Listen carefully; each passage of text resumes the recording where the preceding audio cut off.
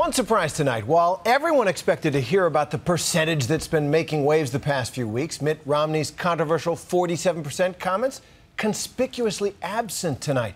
And that doesn't mean the percentage didn't get its due, because it's become this year's hot political weapon of choice, and ABC's David Wright is doing the math. In this year of rotten economic news, unemployment at 8%, economic growth less than 2%, deficit up 54% in 4 years, 60% say we're on the wrong track. The challenger ought to have a pretty good argument. Middle-income Americans have been buried. They're just being crushed. But this year, Mitt Romney wrapped up a gift for Barack Obama. There are 47% of the people who will vote for the president no matter what. A clangor behind closed doors at a fundraiser where he seemed to write off half the electorate as moochers and cheaters. That's put Romney on the defensive right when he was hoping to close the deal. Well, this is a campaign about the 100%. Campaigns always have slogans and statistics. The 53% or the 47%. But this year, instead of hope or change or even experience, it's a math lesson. The 1% or the 99%. The statistics are the slogan. Do you want 4 more years with unemployment above 8%? Both candidates are playing the percentages. I think everybody tries to get their points made in quick, easy, short, memorable sound bites, and percentages help do that.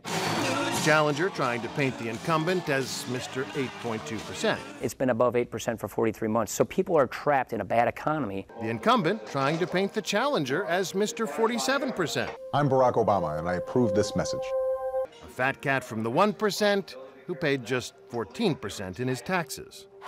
Who you like in this final Jeopardy round probably depends on which percent you're in. Do you even know?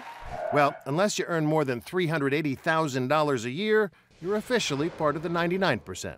Rock stars and athletes, they're just 1% of the 1%. Wall Street wizards, just 14% of the 1%. In fact, the 1% includes nearly twice as many doctors and lawyers. Albert Einstein said genius is 1% talent and 99% hard work, and the same is probably true for politics. At tonight's debate, a blizzard of percents. 97% of the businesses are not taxed at the 35% tax rate. All these percents, It's math. It's arithmetic. intended to make politics seem like facts that can't be argued with. Well, mathematically, there are 3 ways. It's like a sports analogy. It is like odds, percentage, chances, and people have those percentages in their mind. They also know their percentage take-home pay, all of the things that sort of apply in their own life. But too many percents, and you risk sounding like Yogi Berra, who said baseball is 90% physical, the other half is mental. A recent survey showed 42% of Americans don't believe the polls. Bottom line, percents don't always make sense. Now, Keep in mind, tonight, both candidates looked like they were addressing the 100%. But really, they're vying for a much smaller piece of the pie. Really, they're trying to capture the undecided voters in the swing states who happen to be watching. That's not the 99%, not even the 47%. But that tiny fraction will end up deciding who won.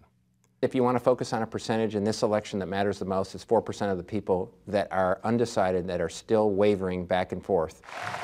And for these guys, that might be the most important percent of all. I'm David Wright for Nightline in Los Angeles.